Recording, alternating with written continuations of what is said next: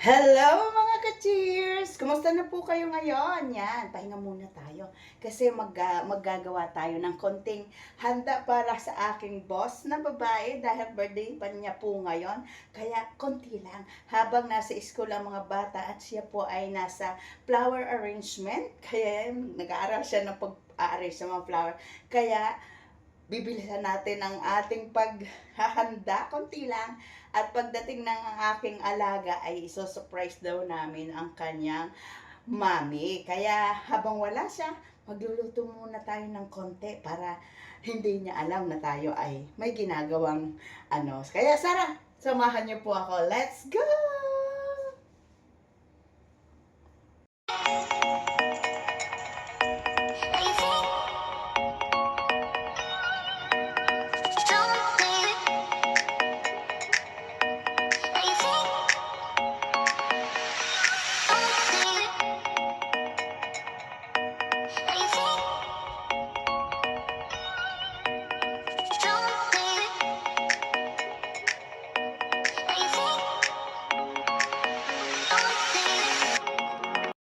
O yan mga ka-chair, ito munang ating gagawin. Gagawa tayo ng fruit cake at yan ang pomelo.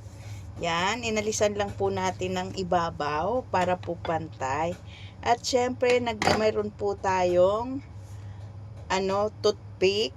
Tapos naglagay po tayo ng grapes na kulay purple at saka yung green na ano ba yan?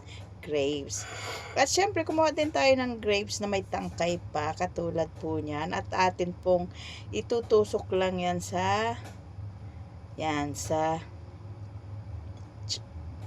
chopsticks. Toothpick, yan. Meron po tayong isang bundle, isang steam ng purple na grapes. Yan. At medyo matigas po ang kanyang bronze. Hindi natin matusok. Yan. So, ang gagawin po natin is putulan ulit natin ng tangkay. At yung pinaka fruits na doon natin yung toothpick siya para po matibay siya. Yan.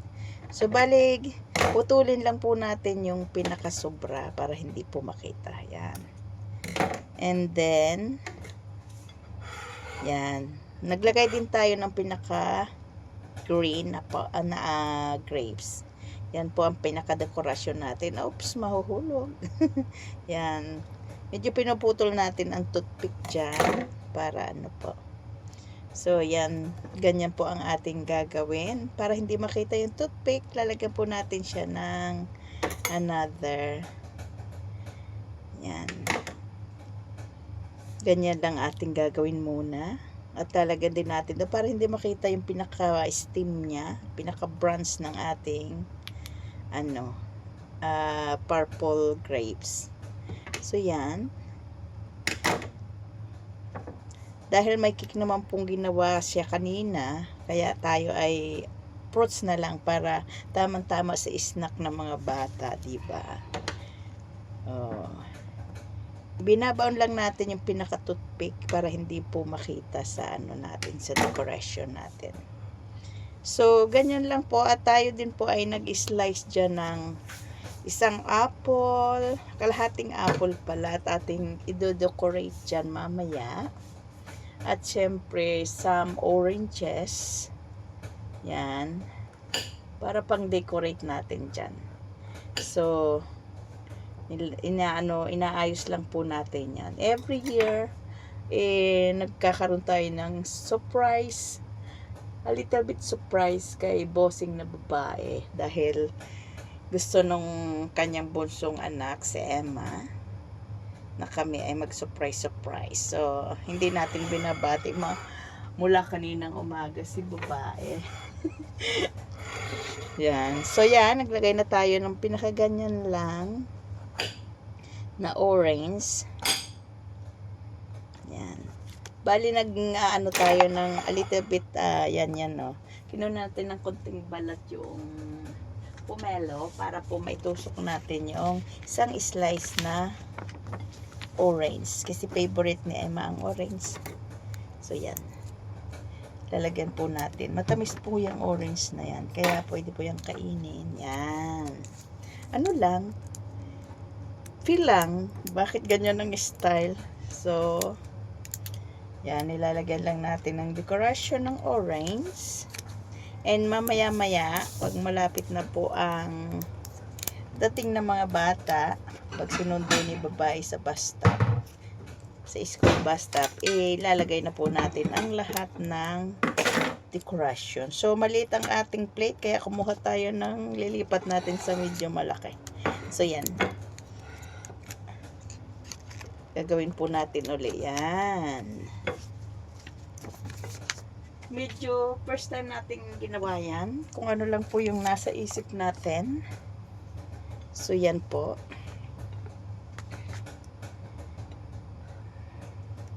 May mga stock naman dito na fruits kaya pinagkukuha natin.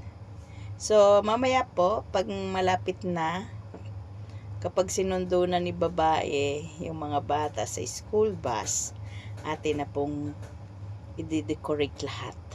At kung ano pa yung ating ihahanda na natin yung ating konting ano sa kanya. Snack lang naman yan. Para mag-greet din natin. At maibigay ang ating presents. So, yan. So, itatabi muna natin yan. At may gagawin pa tayong iba na favorite din niya. So, ayan na nga po. Hindi na natin naipakita sa inyo ang paggawa ng sticky rice. Favorite niya po yan. Wala lang tayong mango.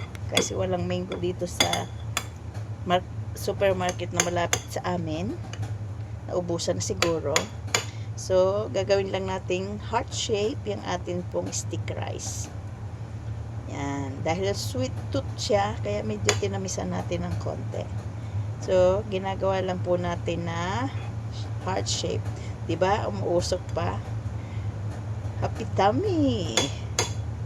Diba nga? So, yan ang ating stick rice, heart shape. Diba? Kaya lang napakarami yan para sa kanya. Diet pa naman siya.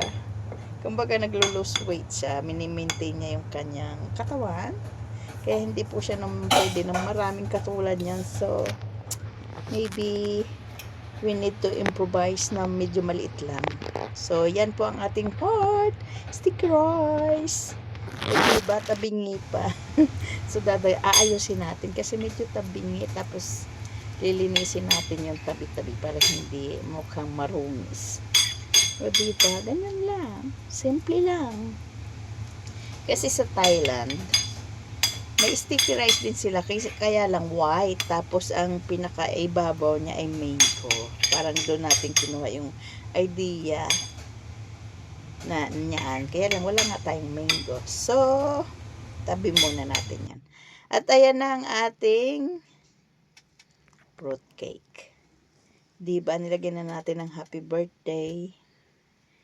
Tapos, nilagyan din natin ng candle.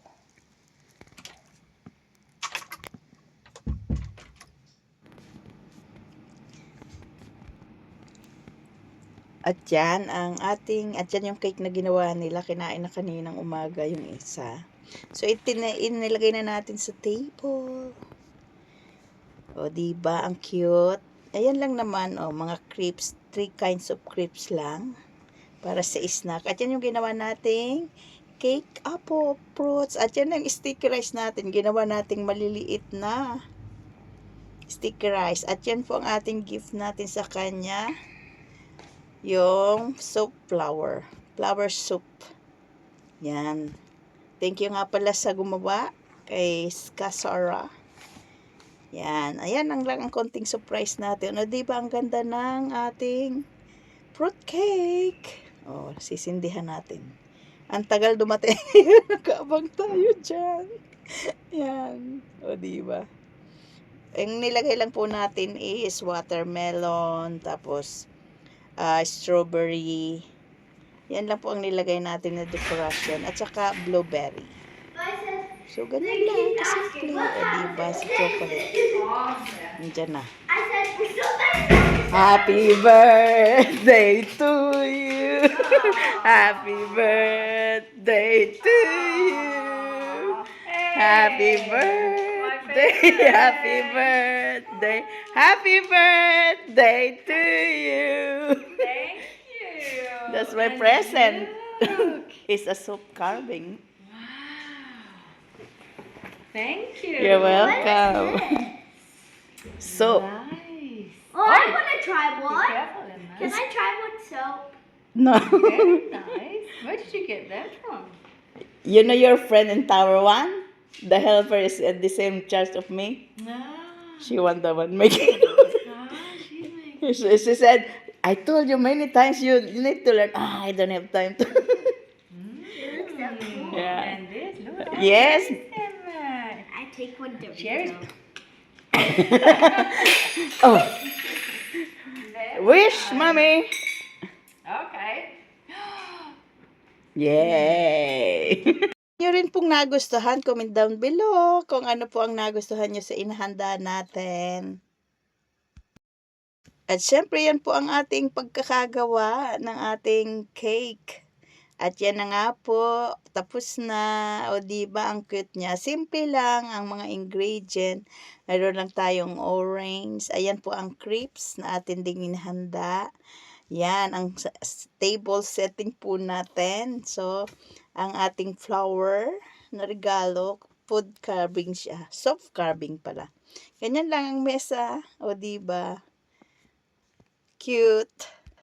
Nabusog po ba namin kayo sa aming munting handa? Sana po'y naibigan niyo po. Ano ang aming ibinahagi sa inyo? Maging, ano lang tayo, creative at saka siguro pagmamahal natin sa ating trabaho, sa ating mga employer, kaya nakakagawa tayo ng gano'n na mga bagay. It's so simple pero napakaganda, di ba? Lalo na yung fruit cakes natin. At syempre yung sticker rice, at saka mga ano lang naman, mga ano yan? Ang crepes yan na kinakain nila. Kukunti lang kasi para lang may masabi. At syempre yung ating regalo, yung ating DIY soap carving flowers. So yan. At syempre nagustuhan, diba? Kayo po, nagustuhan nyo ba? Kung nagustuhan nyo, syempre heart. Hindi ako marunong ganun. Heart. Heart. Comment down below. At syempre, kung hindi pa kayo friend ni Madam Chair, paki-subscribe na rin po dyan para po lagi tayong magkakasama sa ating pagbablog at syempre panonood po ng Madam Chair channel.